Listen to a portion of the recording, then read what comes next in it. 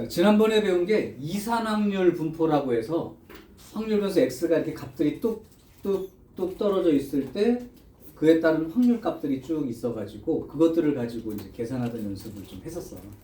그래서 이항 분포라고 하는 것까지 복습이 됐다면, 근데 오늘 하는 내용은 그 내용이 어느 정도 복습이 돼 있어야 설명이 좀 쉬우니까. 자, 일단 용어 하나를 소개할게요. 요 프린트를 보시고 맨 앞장에 연속 확률 변수란 말이 나와. 그건 사실 처음에 설명할 때 비교해서 얘기를 해줬는데 까먹었을 테니까 지금 다시 얘기할게요. 연속 확률 변수 이런 말이 나옵니다.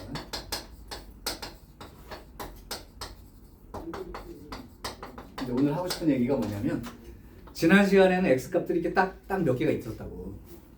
근데 오늘은 마치 이렇게 시장 가면 저울에 이렇게 바늘이 쭉 돌아가면서 무게 재는 것처럼 연속적으로 x가 변해서 특정한 x 값마다 확률을 쓸 수가 없는 상태인 거야. 그런 상태에 해당되는 걸 연속 확률 변수라고 해. 그러니까 어떤 구간에 있는 모든 실수값을 x가 모든 실수값이 될 때, 그럴 때를 그냥 연속 확률 변수로 한다. 그 정도까지만 해. 더 이상 알 필요 없고 그냥 그 정도까지 얘기만 해. 그런 경우에 대하여 이제 지난번에 혹시 이런 말 기억하는 사람 있니? 이산 확률 분포에서의 확률 구하는 식을 뭐라고 부르죠? 정빈아 뭐라고 불러? 이산 확률 분포 거기서 확률 구하는 식.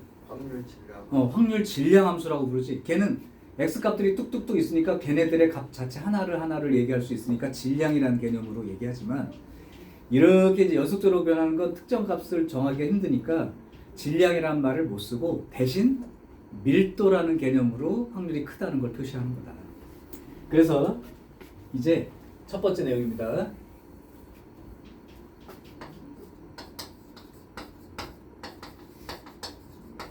확률 밀도 함수라는 말에 대한 이해를 해두셔야 돼.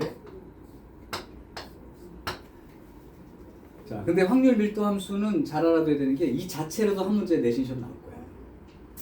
자, 그러면 지금부터 얘기할게.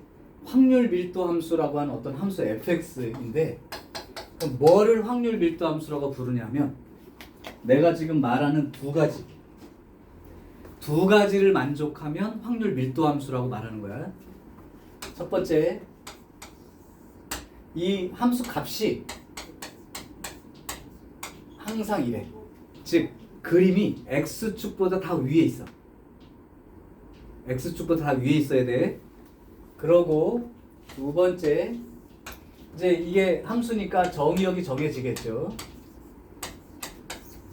A부터 B까지 사이에서 정해진 걸로 할 때, 이때 요 구간에 대해서 fx와 x축 사이에 그 넓이가 1이 되는 걸 만족할 때. 다시 한번 정리할게요. 함수와 그래프가 요 위에 있어야 돼. 그리고 A부터 B까지 요 구간에서 요 그래프랑 x축 사이에 요 넓이가 1이 되는 걸 만족하는 경우, 그 함수를 확률 밀도 함수라고 부른다. 자, 이게 넓이가 1이라는 말이 우리가 이산확률 분포할 때 확률의 총합이 얼마라고 배웠죠?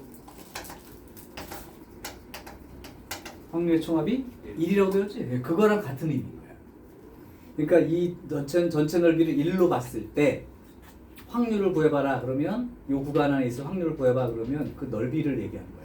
그래서 확률의 총합이 1이라는 것과 이 구간에서의 전체 넓이가 1이 된다는 말이 같은 말입니다. 그래서 확률 밀도 함수는 이게 x축이면 fx의 그림은 전부 다 x축 위쪽에 있어야 하고, A부터 B까지의 구간에 대해서 이 전체 넓이가 1이 되는 걸 만족할 수 있는 함수는 전부 다 확률 밀도 함수라고 불러. 내가 그림 하나 그려볼 테니까 확률 밀도 함수인지 아닌지 한번 판단해봐. x가 -1부터 1까지 정의되어 있고요. 자, 요런 함수 fx가 있어. 이거 확률 밀도 함수가 되니 안 되니? 잘 봐봐. 그림이 전부 다 x축 위쪽에 있어 없어? 있지. 그리고 이 넓이가 얼마가 되면? 1이 되면. 그럼 밑변이 2이고 높이가 1이니까 넓이는 1 맞죠? 그럼 이건 확률 밀도 함수가 되는 거예요. 그래서 확률 밀도 함수라 함은 다시 한번 정리해. 모든 함수값이 x축보다 위에 이렇게 있는 그림인데 이 정해진 구간에서 전체 넓이가 1이 될 수 있는 함수를 확률 밀도 함수라고 하며 이때 요 구간 안에 어떤 값 뭐 알파가 있고요. 어떤 값 베타가 있을 때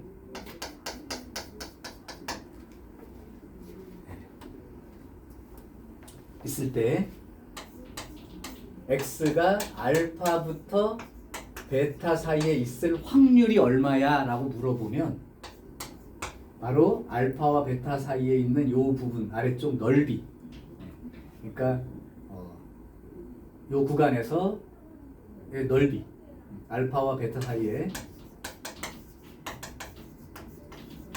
넓이를 계산한 걸 확률로 얘기하면 된다. 왜냐하면 전체 넓이가 1이기 때문에 요 넓이가 0.3이면 요 구간 안에 들어있을 확률이 0.3이에요 라고 얘기하는 것과 같은 거예요. 그런데 사실은 대부분의 문제가 이 확률 밀도 함수가 직선으로 주어지면 그럼 좋아. 확률 밀도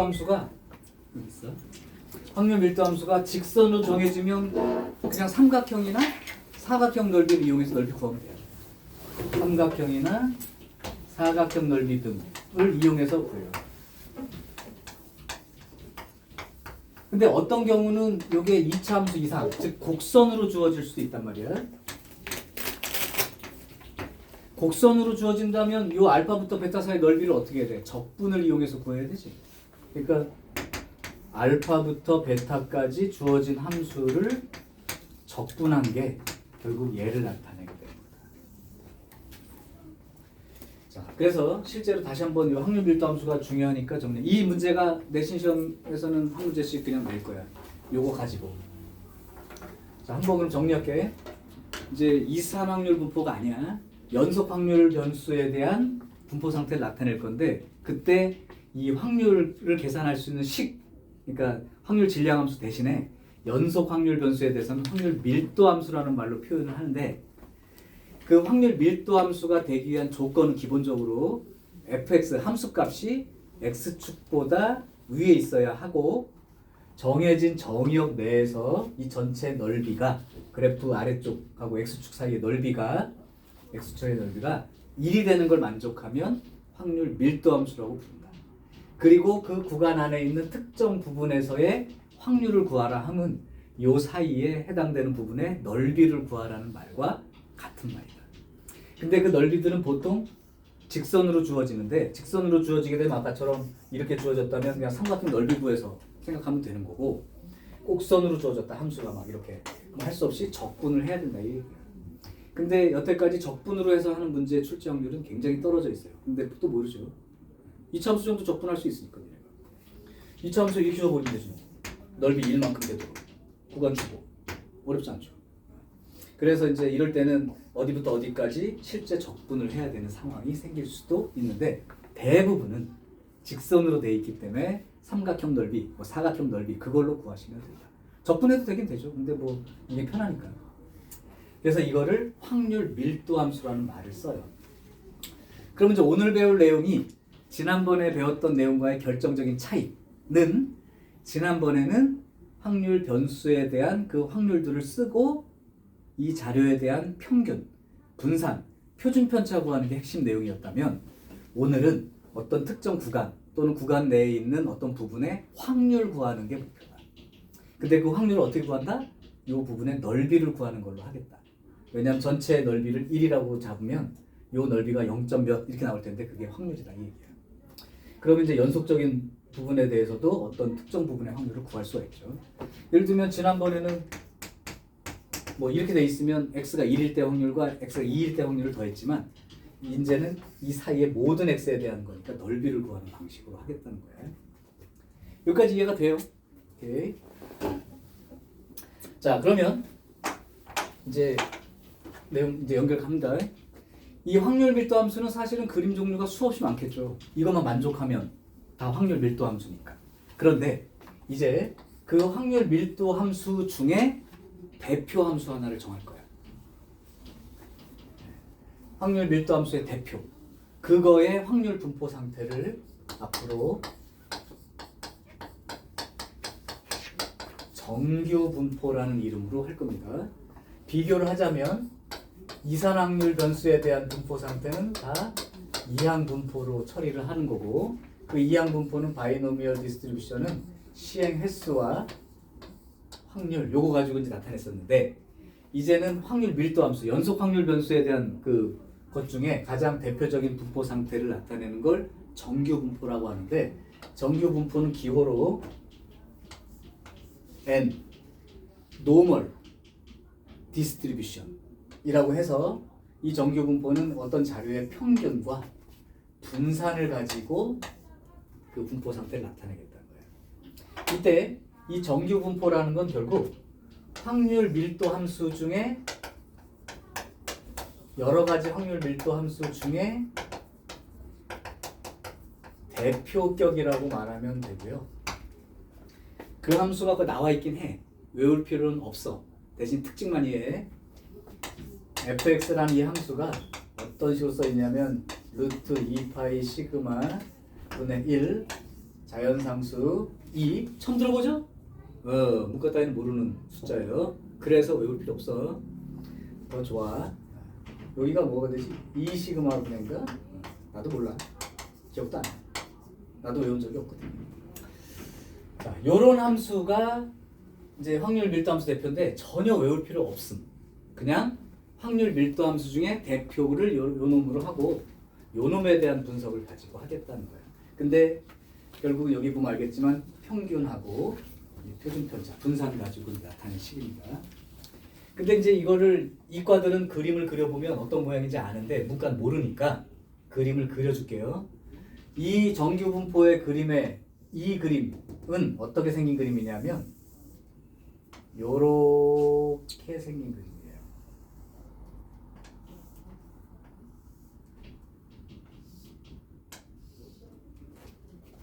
그리고 요 자리가 평균 위치입니다. 이것도 설명할게요. 요렇게 생긴 그림이야. 요렇게 생긴 그림이 요 그림이고, 대표적인 확률 밀도 함수라는 요 놈의 그래프이고, 이러한 분포 상태를 정규 분포라고 한다.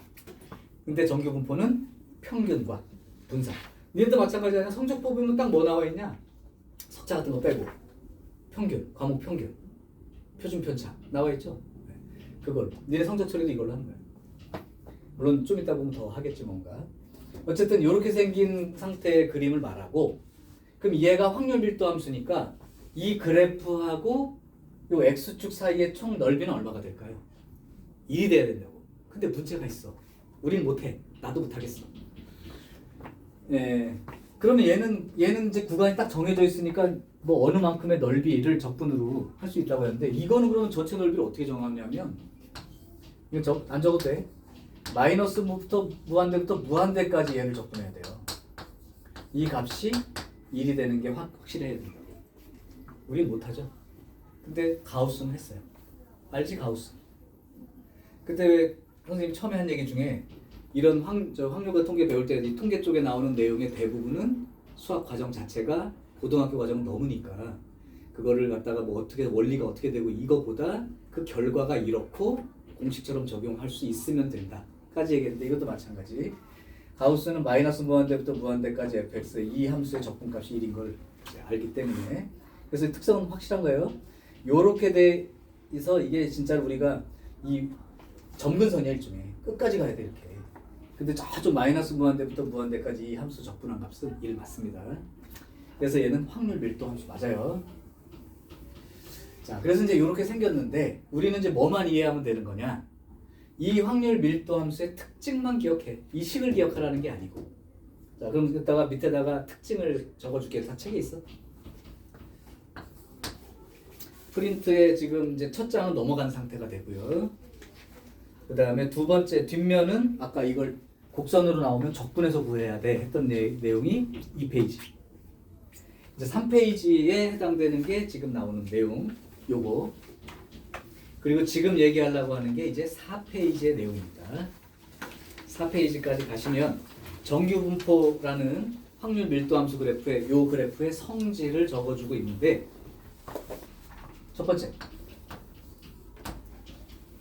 얘는 x가, 그러니까 요 x 값이 평균 자리를 기준으로 양쪽이 대칭인 모양입니다. 대칭입니다. x는 m을 기준으로 한 대칭인 그림이고, 종 모양이라고 보통 표현을 해요. 좀 오바 아닌가요? 이게 종 모양이라니요? 내가 종을 그려줄 테니까 만나봐. 요렇게 생긴 그림이에요. 종 맞죠? 확실합니다. 종 모양입니다. 자, 그래서 x는 m이라는 자리를 기준으로 종 모양의 그림이 되고, 두 번째는 x가 m 요 자리에서의 함수 값이 바로 제일 높은, 딴 데보다 여기 평균 자리가 제일 높은 자리다, 그 얘기예요. 그래서 그 자리에서 최대값을 갖는 그림이다. 그러니까 모양이 그냥 이렇게 대칭형으로 생겼고 평균 자리가 제일 높은 거야. 보통 자료들이 평균에 가깝게 몰려있는 사람들이 많고, 만약에 네 성적이라고 한다면 평균에 해당되는 근처에 있는 사람들이 제일 많고요. 아주 최고점, 최저점, 여기가 오히려 사람들이 적죠. 그래서 이쪽에 해당되는 게 1등급, 여기 뭐 2등급, 3등급, 이만큼이 4등급, 5등급, 6등급, 7등급, 8등급, 이게 퍼센트 자른 거예요. 자, 그래서 지금 정규 분포는 확률 밀도 함수 중에 대표인 요놈의 분포 상태를 정규 분포라고 하고, 평균과 얼마 정도 흩어져 있느냐는 그 기준으로 나타나게 되는데, x가 m인 자리 기준으로 대칭형 모양이고, 요 m인 자리가 제일 높은 값을 갖게 된다. 자, 요게 이제 되죠. 물론 여기 뭐 넓이가 전체 넓이가 1이 되고, 이거는 앞에서 했으니까 따로 빼는 것 뿐입니다. 자, 그럼 이제 요 그림이 사실은 생각해 보면 평균과 분산으로 구성된 자료이기 때문에 그림이 좀 이렇게 다른 걸 한번 특성을 읽어볼게요. 이 자료가 이제 한두 개가 아니니까 자료 두 개를 한번 비교한다고 생각해 볼게. 하나는 요렇게 생긴 자료가 있습니다.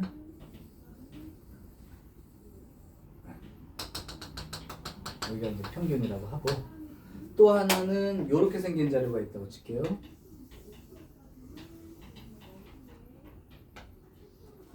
둘 다 확률 밀도 함수예요. 얘도 확률 밀도 함수 중에 하나야. 여기가 A 자료라고 칠게요. 그 다음에 여기가 B 자료라고 칠게. 그럼 요 두 개 자료를 비교하면, 내가 말로 해볼게. 두 개 자료를 비교하면 A반, B반이라고 할게. A반과 B반의 평균은 같습니다. 맞아요?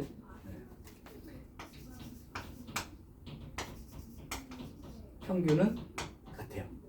그러면 물어볼게. A 자료의 표준 편차와 B 자료의 표준 편차는 어느 쪽이 클까요? 대답하라. 어느 게 그 표준 편차가 큰 거예요? A요, B예요? A죠. 지난 시간에 얘기했었어.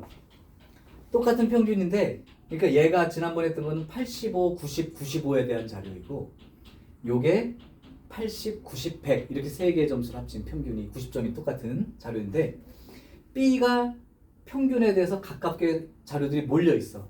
이건 흩어진 정도가 작은 거죠. 상대적으로. 얘는 평균 자리에 비해서 많이 흩어져 있다고 자료가. 그러니까 표준 편차로는 A가 더 크고 B가 작다는 표현을 쓴다. 표준 편차가 작은 놈을 성적이 고르다라는 표현으로도 쓴다라고 얘기를 했을 거야. 그래서 이제 평균과 분산을 나타냈을 때 보면 평균은 똑같은데 이렇게 표준 편차, 분산이 다른 경우도 있을 수 있고, 자, 두 번째는 이런 경우도 있을 수 있죠. 이건 내가 그림을 정확하게 못 그릴 수 있으니까 그냥 이해를 해라. 이런 자료가 하나 있어요. 그리고 또 다른 자료가 하나 있습니다.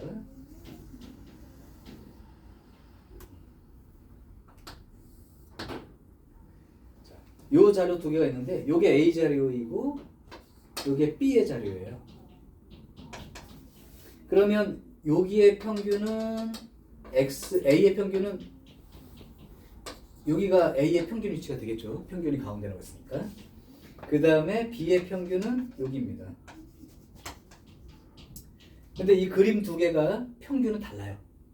근데 여기 요 분포 상태를 잘 보면 이 두 개가 똑같은 그림이라고 하면 흩어진 정도는 똑같다고 말할 수도 있겠지. 그러니까 여기서는 A의 평균하고 B의 평균을 비교해보면 누가 큰 거냐면 B의 평균이 큰 쪽에 있다는 말을 쓰는 거고, 여기하고 여기 이 경우는 흩어진 정도가 같다고 말할 수도 있는 거예요. 이 그림이 좀 달라 보이겠지만 같은 그림을 그렸다고, 이걸 그냥 평행이동했다 정도 그림이라고 생각하시고, 그래서 사실은 이 정규 분포에 해당되는 그림은 다 똑같은 모양이긴 한데 이 평균 위치나 분산 정도, 즉 표준 편차가 달라서 이렇게 이제 다르게 보일 수도 있어요. 자, 요게 이제 평균과 분산을 가지고 나타낸다 하는 정규 분포에 대한 얘기입니다. 자, 그럼 이제 할 일이 너무 당연해진 거야. 이게 확률 밀도 함수니까 이 정규 분포 그림에서 특정 영역을 정해주고 거기에 확률 구하라고 문제를 니네들이 받을 거야. 그러면 이 확률을 어떻게 이제 구할 건지에 대한 얘기를 이제 하려고 합니다. 그래서 일단 정규 분포 상태는 요렇게까지 이해하시면 돼. 일단 요거는 캡처를 해둘 텐데 다 여기 프린트 있으니까 따로 필기를 안 해도 돼요. 필요하면 나중에 캡처된 걸 보고 하세요. 아이고, 이건 내가 안 없어지네. 자, 여기까지 된겨? 지금 저기 드라마처럼 보면 돼요. 이제 1편 끝났어. 2화. 지우고요.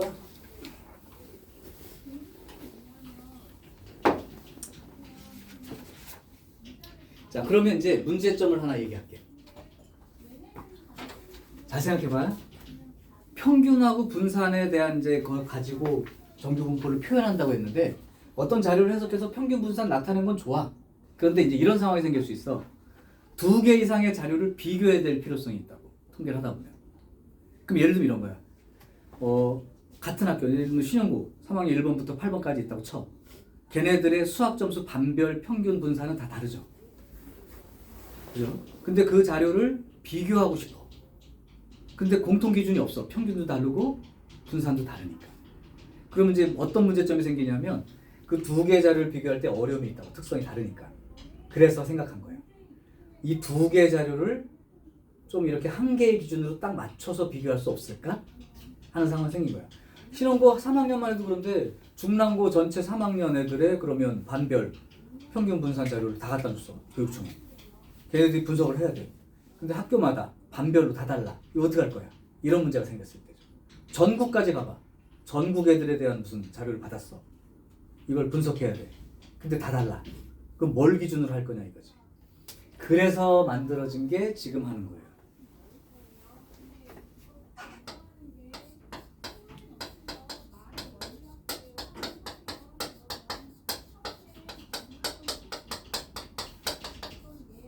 표준 정규 분포라는 말이 이제 있어. 표준 정규 분포는 뭐냐면 일반적인 정규 분포에서 평균과 분산이 모두 다르니까 자료를 비교해서 해석하기가 너무 어려우므로 표준 정규 분포라는 개념을 도입한 거야. 이 표준 정규 분포는 뭐냐면 어떤 자료든 간에 표준화하면 이제 좀 이따 설명할게요. 표준화를 시키면 평균은 전부 다 0으로 맞추고 분산은 1로 변화시켜서 똑같이 평균 0에 분산 1인 상태로 변환을 시켜서 그래서 비교를 해보겠다는 거예요. 그러면 이제 공통 기준이 생기니까 비교가 가능하다는 거예요. 그럼 선생님, 이 수천 개, 수만 개의 평균과 분산이 다른 자료들을 어떻게 다 저렇게 똑같이 맞춰요? 지금부터 보여줄 거예요. 표준화라고 하는 작업이 있어요.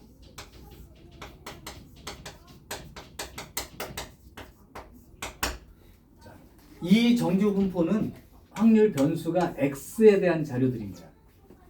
이 X에 대한 자료들을, 수많은 자료들을 하나로 표준화하는 작업은 Z라는 변수로 바꿔서 이제 계산하는 방법을 말하는데 공식이니까 이거는 꼭 기억해야 된다. 오늘 배울 공식 중에 제일 중요해.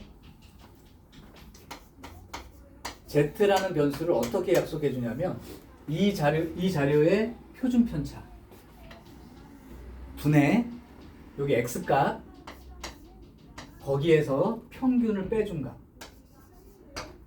요만큼이 이제 z라고 했을 때 요렇게 변수를 바꿔서 얘를 가지고 정해주면 이렇게 바뀐다고. 이해가 안 될 수 있으니까 한 번만 보여줄게요. 너무 간단해. 우리가 저번 시간에 요거 배운 적 있냐? x에 대한 평균 알려주고 분산을 알려줬을 때 새로운 변수 y는 ax 플러스 b라고 하는 자료에 대한 평균 분산 구할 수 있어 없어? 있지. 그럼 y에 대한 평균은 어떻게 구하냐면 a 곱하기 요 x 평균 플러스 b 이렇게 쓸 것이고 분산은 a 제곱에다가 원래 분산을 곱해서 쓰는 걸로 하겠다. 이해되니? 오케이. 요거예요. 그러면 표준화한다는 이 작업이 결국 얘야.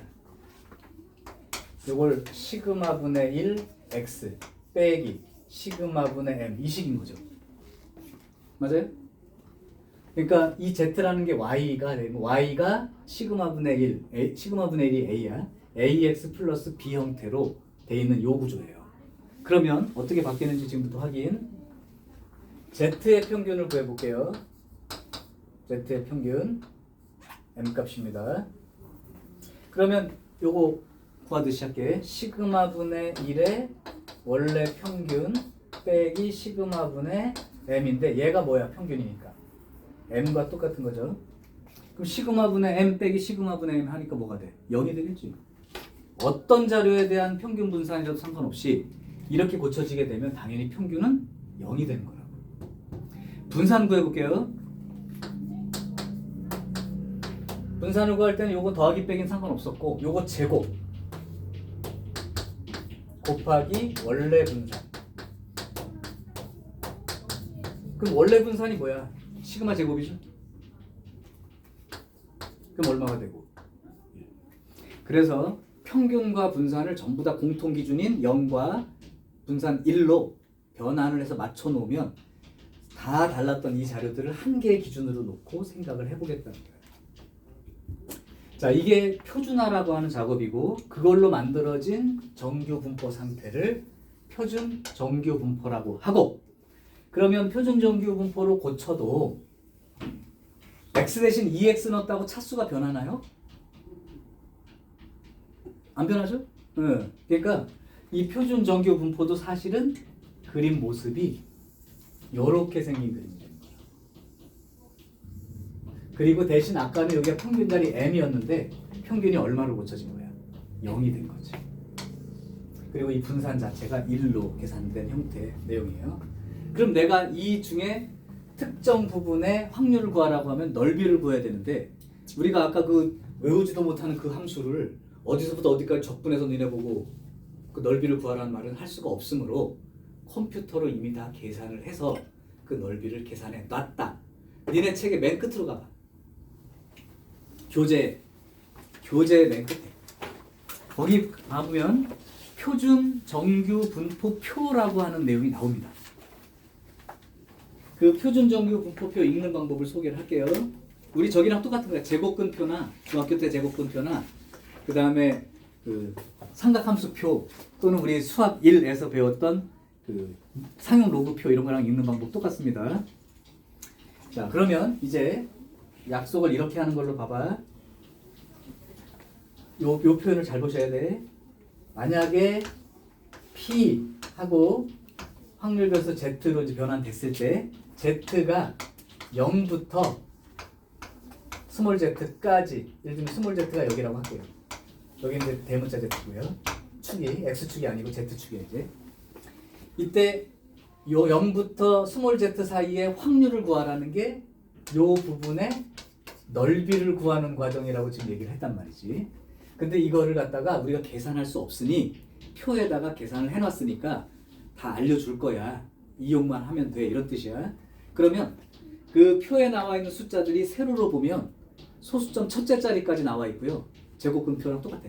소수점 첫째 상용 로그표도 마찬가지. 소수 첫째 자리까지 나와 있고 가로줄이 소수 둘째 자리야. 자, 그러면 Z값이 1.00인 거가 얼마인지 찾아봐. Z값이 1.00인 거 한번 찾아보세요. 얼마지? Z가 1.00 0.3413 이렇게 써 있지. 읽을 수는 있겠니? 오케이. 그럼 그게 무슨 뜻이냐면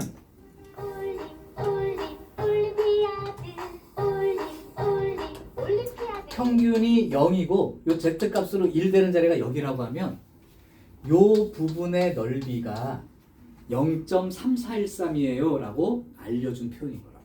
그러니까 거기 나온 숫자가 1 그렇게 나와 있는 건 0부터 1 사이의 넓이를 써준 거다. 2 이렇게 읽으면 0부터 2 사이의 넓이를 읽는 거다.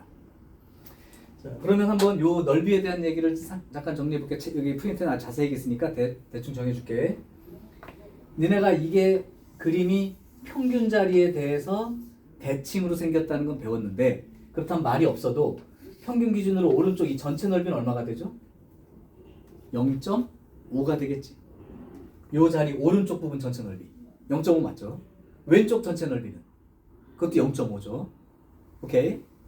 두 번째, 0부터 1까지가 만약에 0.3413이라고 지금 표에서 알려줬는데, 그렇다면 여러분들이 Z가 마이너스 1부터 0 사이의 넓이가 얼마인지 알 수 있나요? 마이너스 1부터 0이라는 건 여기부터 여기 사이, 이 넓이가 얼마인지 읽을 수 있을까요? 뭐를 이용해서? 대칭성을 이용해서. 그러면 마이너스 1부터 0까지 넓이, 이 부분 넓이가 대칭이니까 0부터 1까지 넓이랑 똑같냐 안 똑같냐? 똑같지. 그러니까 얘를 0부터 1까지 넓이로 생각해서 그냥 구하면 돼, 이런 뜻이에요. 이해돼요? 자, 두 번째, 그러면 만약에 여러분들이 이걸 구하라고 하면 어딜 구하라는 뜻일까? Z가 1보다 크거나 같은 쪽 넓이를 구하라, 그 말이니까 이 넓이를 구하라는 거야. 그럼 이 넓이를 구하려면 어떻게 구하는 게 맞는 거냐면, 이쪽 오른쪽 반쪽이 0.5니까 0.5에서 표에 알려준 값은 요거니까 요만큼을 빼면 되겠죠. 0.3413을 빼면 0.2587 이렇게 구하면 요 파란 부분의 넓이를 구하게 되니까, 만약에 이제 문제에서 요구하는 게 요 사이를 요구할 수도 있고 바깥쪽을 물어볼 수도 있거든. 그럼 사이를 요구할 때는 이렇게 표에 주어진 값 또는 대칭성을 이용한 표현으로 구해주면 되고, 바깥쪽을 구하라고 하면 여기 반쪽 넓이에서 요 구한 안쪽 여기 넓이를 빼주는 식으로 계산하면 되고, 하나만 더 보여줄게요.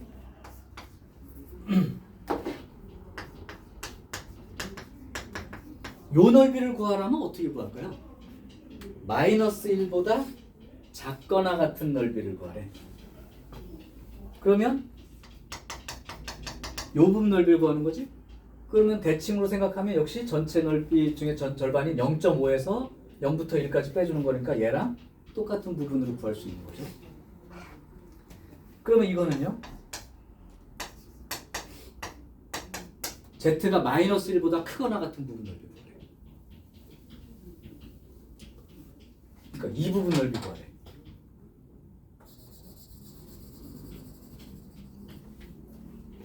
그럼 어떻게 구해요? 대칭을 생각하면 요 부분 넓이 구할 때 요 부분 반쪽은 이미 들어가 있으니까 0.5에다가 더하기 요 부분 넓이를 또 더해야 된다고. 근데 여기 마이너스부터 0까지는 또 역시 0부터 1까지 넓이니까 0.3413을 더해주게 되는 상황으로 이렇게 구해낼 수 있지. 그럼 내가 이제 구간이 어느 정도 정해지면 표에 그 값만 알려주면 구할 수 있겠어요? 오케이? 자, 그래서 표에서 요걸 읽는 방법은 뭐 얼마든지 할 수 있을 거니까, 이제 여러 개의 자료가 나와 있거나 또는 어떤 자료에 대한 분석을 할 때 원래 정규 분포로 주어지더라도, 이건 x에 대한 변수야. 요게 주어지더라도 표준 정규 분포 표라고 이제 알려줄 거야, 힌트로.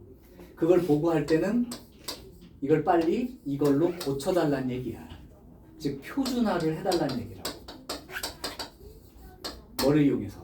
얘를 이용해서 z값으로, x값을 z값으로 환산해서 나타내주면 이런 상황이 되는 거다. 자, 그러면 내가 하나 예를 들어줄게. 이것까지만 되면 오늘 배울 내용의 4분의 3이 다 끝나요. 하나 보여줄게. 책에 있는 문제 그냥 하나 줄게. 그냥 너네 안 봐도 돼. 내가 여기 있는 걸 할게.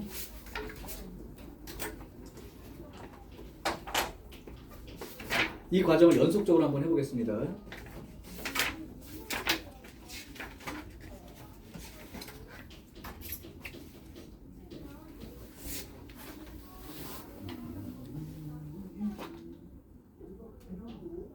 쉬운 문제로 가자.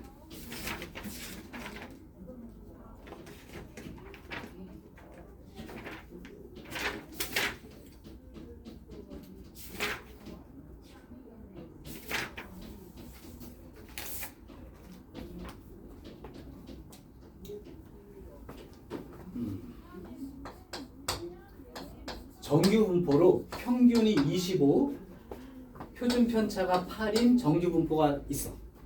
그럼 니네 지금 어딜 보면 503번을 보세요. 유형 6번이야. 여기까지 와 있는 상태야 지금. 자, 503번 문제를 하나 그냥 보여줘서 지금 자료가 나와 있을 때 표준 정규 분포표가 옆에 나와 있죠. 그거를 보고 구하는 문제. 이걸 할 줄 알면 이제 4점짜리 문제 풀 수 있는 도구가 돼. 그럼 이렇게 돼 있는 상태에서 이걸 구하래. P 절대값 x 빼기 23이 10보다 작거나 같을 확률을 구하시오. 그러면 뭐부터 해야 되냐면 이게 어려운 게 아니라 니네가 절대값 x 빼기 23 10보다 작거나 같다. 이 부등식 못 풀까봐 한번 소개하는 거야. 절대값이 10보다 작다는 건 절대값이 10인 자리는 10인 자리하고 마이너스 10인 자리도 절대값이 10이니까 절대값이 거리 개념이죠. 그러니까 여기보다 거리가 작게 떨어져 있는 곳 이렇게 생각하고 답을 쓰면 돼. 즉 x-23의 절대값이 10보다 작거나 같다는 건 x-23이 마이너스 10부터 10 사이에 있어요. 이 말과 같은 말이 돼.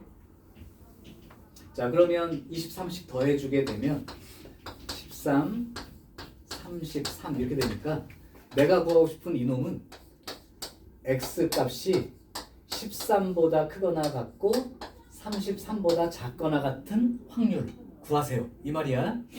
근데 이거는 x 값이고 그 표는 z 값으로 주어져 있지. 이거 빨리 표준화를 하라는 거야. 공식 이거 외우라고.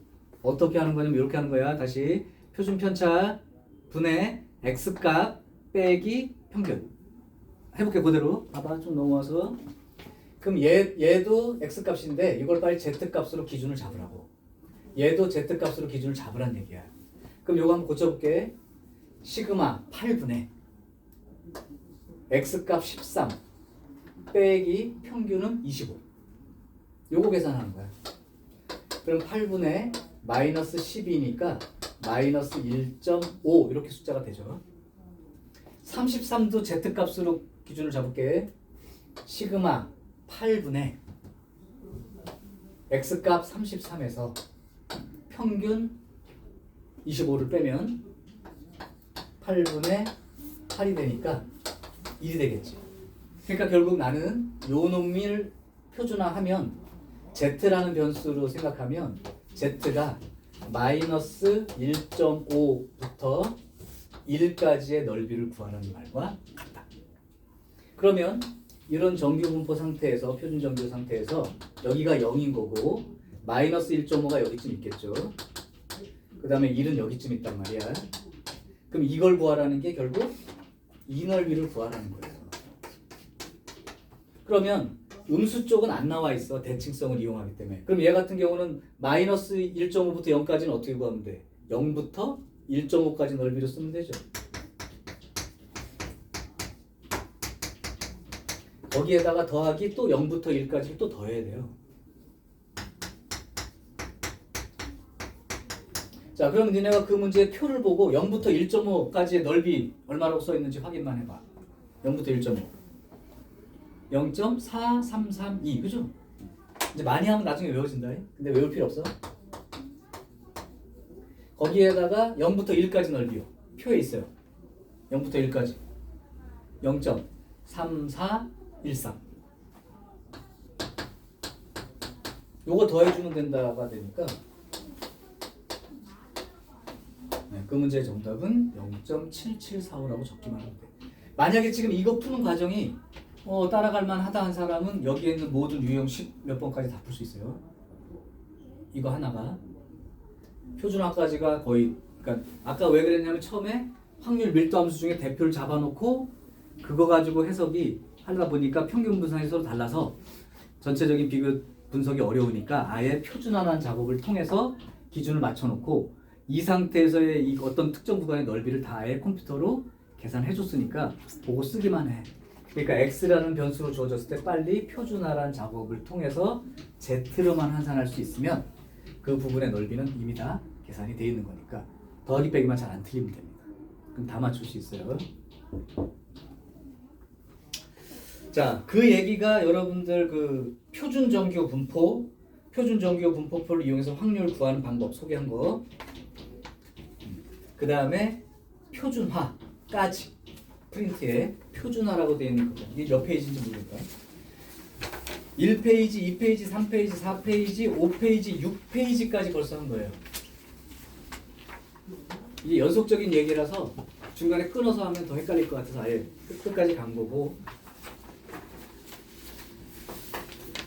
자, 마지막으로 그러면 7페이지가 한 페이지 딱 남았습니다. 이항분포와 정규분포 사이의 관계를 지금부터 얘기할 거야.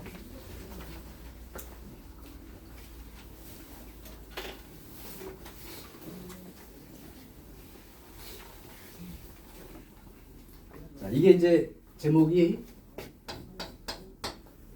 이항분포와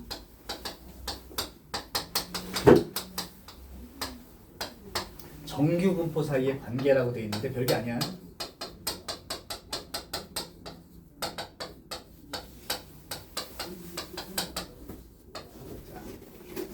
뭐 그냥 들으세요.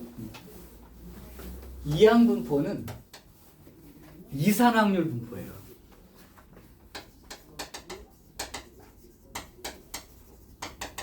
변수들이 딱딱딱 떨어져 있는 그거야. 주사위 눈처럼. 근데 정규 분포는 연속 확률 분포에 해당되는 개념이야. 전혀 달라. 그래서 이 이산확률 분포, 이항 분포는 B 이렇게 쓰고 시행 횟수와 한 번 할 때마다 일어날 확률로 정리가 되는 거고, 연속 확률 분포라는 건 정규 분포에 대한 얘기니까 정규 분포는 평균과 분산으로 처리되는 거라고. 그럼 이 생각을 해봐. 이 옛날에 했던 얘기지만 기억이 날지 모르겠어. 주사위를 던졌어. 1의 눈이 나올 확률이 얼마야? 1의 눈이 나올 확률 6분의 1이지. 그럼 6번 던지면 평균 한 번은 나와야 될 거 아니야. 근데 실제로 6번 던졌을 때 딱 한 번이 나오나요? 그렇게 보면 그렇지 않을 가능성이 더 커요. 그죠? 그런데 6억 번을 던지면 진짜로 1억 번에 가깝게 수학적 확률 6분의 1에 가까운 숫자의 그만큼 생길 거라는 거지. 그래서 이게 무슨 관계를 얘기하는 거냐면 이산확률 분포에서 이 시행횟수와 확률로 주어진 이거는 이 x값이 요거 떨어진 거에 대한 이런 확률들이 막 나와 있는 건데, 시행횟수가 커지면 이 분포 상태가 거의 정규 분포 상태랑 같아집니다.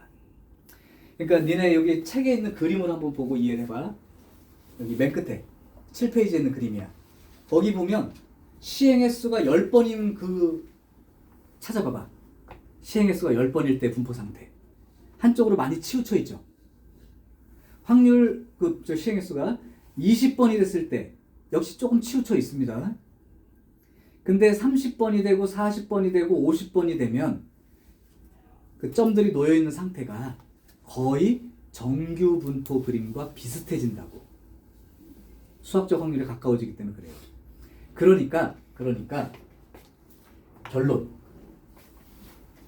이항 분포와 정규 분포 상태는 다른 확률 분포에 대한 얘기이지만 이산 확률 분포인 이 상태에서 시행 횟수가 어느 정도 이상 커지면 정규 분포로 생각하고 풀어도 좋다는 거야. 그래도 오차가 거의 없다는 거죠. 그러면 니네 지난번에 배울 때 이걸로부터 평균 구할 수 있어 없어? 평균 얼마야? 송주야? 평균 얼마야? NP죠? 분산은요 np1-p죠. 구할 수 있단 말이야. 그러니까 이항분포로 주어져 있더라도 시행횟수가 좀 크다면 평균과 분산을 이렇게 구해서 여기다 놓고 정규분포로 해석을 하면 됩니다. 물론 정규분포로 끝나는 건 아니죠. 표준화까지 해서 답을 찾으려면 보통 표준화해서 이렇게 고쳐가지고 그 표를 보고 구해내는 데까지 연결할 수 있다는 거야. 예를 하나 들어줄게. 그냥 거기 프린트에 있는 예를 그냥 직접 들을게. 거기까지 이해되면 오늘 배울 내용은 다 배웠습니다. 예를 한번 들어볼게요. 그러면 이거 하나는 얘기해야겠다. 시행횟수가 어느 정도 돼야 크다고 얘기하는 거예요? 일반적으로 여기 표 보면 알겠지만 보통 30회 이상 정도면 그냥 정규분포로 생각해서 풀어도 돼. 30회가 안 되면요 불안해하지 마시고 정규분포로 고쳐서 하세요. 자, 그러면 예를 하나 들어줄게. 거기 나와 있어. 주사위를 720번을 던질 거야. 그때 6의 눈이 100 이상 130 이하로 나올 확률을 구하시오. 말은 그래요. 다시 720번 던졌어. 6의 눈이 100번 이상 130번 이하만큼 나올 확률을 구하세요. 그러면 주사위를 던지는 이 시행은 독립시행이 맞고요. 그렇다면 이항분포로 생각할 수 있는데 그러면 시행횟수가 720번이고 6의 눈이 나올 확률 자체가 6분의 1로 주어지는 거지. 그런데 시행횟수가 굉장히 크다 보니까 정규분포로 계산할 수 있다는 뜻이고, 그러려면 여기서 평균을 구해보면 720 곱하기 6분의 1이니까 120, 분산을 구해보면 120에다 또 6분의 5를 곱해야 되니까 120에다가 6분의 5를 곱하면 20에 100 이렇게 되죠. 그러니까 결국은 이 자료가 정규분포로 생각을 하면 평균 120에 분산이 100이니까 표준편차 10의 제곱으로 표현이 가능하다. 자, 그러면 문제가 이 6의 눈의 개수가 x니까 여기서 x가 100 이상 130 이하의 확률을 구하시오. 이 문제가 된 거고, 근데 표를 이용하려면 표준화란 작업을 통해서 얘를 z값으로 생각을 해보면 z값은 이 자료의 표준편차 10분의 x값 빼기 평균 120 이렇게 되니까 마이너스 2가 되고, 130이라는 건 표준편차가 10, x값이 130 빼기 평균은 120 이렇게 되니까 1 이렇게 되므로 결국은 z라는 표준 변수로 생각을 해버리면 마이너스 2부터 1 사이에 들어있을 확률을 구하라는 말과 같게 되고, 그렇다면 이 상태에서 마이너스 2 여기부터 1까지 요 놈의 넓이를 구하는 과정이 돼버렸다. 따라서 0부터 2까지 0.4772 하고 0부터 1까지 0.3413 많이 하다 보면 기억이 나는데요. 외우지 마시고 이렇게 해서 0, 5에 8에 5에 8에 1에 8에 그러면 요 안에 들어있을 확률은, 즉 넓이가 0.8185만큼 됩니다. 81%는 그렇게 됩니다. 이런 뜻이에요. 그래서 그 이항분포랑 정규분포 사이 관계는 별거 없고, 이항분포는 이산확률 분포고 정규분포는 연속확률 분포이긴 한데, 이때의 요 시행횟수가 좀 크면 정규분포로 환산해서 계산해도 확률상 오차가 거의 없습니다. 그냥 하세요. 이런 의미가 이항분포랑 정규분포 사이의 관계입니다. 여기까지가 오늘 배워야 될 전체 내용이에요. 자, 제목을 한번 떠올려 보세요. 처음에 배운 게 연속확률 변수란 말에 대한 얘기를 오늘 하겠다는 거고, 이 연속확률 그 변수의 확률을 구할 수 있는 식을 확률 밀도함수라고 하는데, 확률 밀도함수는 함수의 그래프가 전부 다 x축 위에 있고 그 전체 넓이가 1이 되는 걸 만족할 수 있는 함수이기만 하면 된다. 그리고 그 안에 있는 특정 부분의 확률은 넓이를 구하면 된다. 그러면 수많은 확률 밀도 함수 중에 가장 대표, 이상하게 생긴 그 식. 그 식이 확률 밀도 함수 중에 대표인데 종 모양으로 생기고 평균 자리의 대칭인 그 함수로 생각해서 풀 건데, 물론 전체 넓이는 1이 되고요. 평균 자리 기준으로 양쪽 대칭인 종모양. x가 m 자리에서 가장 높은 값을 갖는 그 그림이에요. 그 그림은 평균과 분산을 가지고 나타내게 되는데 실제로 하다 보면 평균 분산만 가지고는 자료의 비교가 어렵기 때문에 이거를 표준화라고 하는 작업. 표준화라고 하는 작업을 통해서 공통 기준으로 맞춰놓고 거기에 대한 거는 미리 아예 컴퓨터로 계산해 놨으니까 넓이를 보고 읽으면서 계산을 해봐. 여기까지가 내용입니다. 그리고 만약에 이항분포 상태로 주어지더라도 그 시행횟수가 좀 크다면 평균과 분산 구할 수 있으니까 그걸 정교분포로 생각한 다음에 표준화해서 구해주면 돼. 여기까지가 전체 내용이에요. 물론 이제 기억이 안 나는 사람도 있을 수 있으니까 좀 이따가 문제를 풀면서 한번 해보면 야 앞에 연수 확률, 이산 확률 분포 구할 때보다 더 쉬운 것 같은데 라는 느낌이 들 수도 있어. 근데 여기는 웬만하면 4점입니다. 오케이.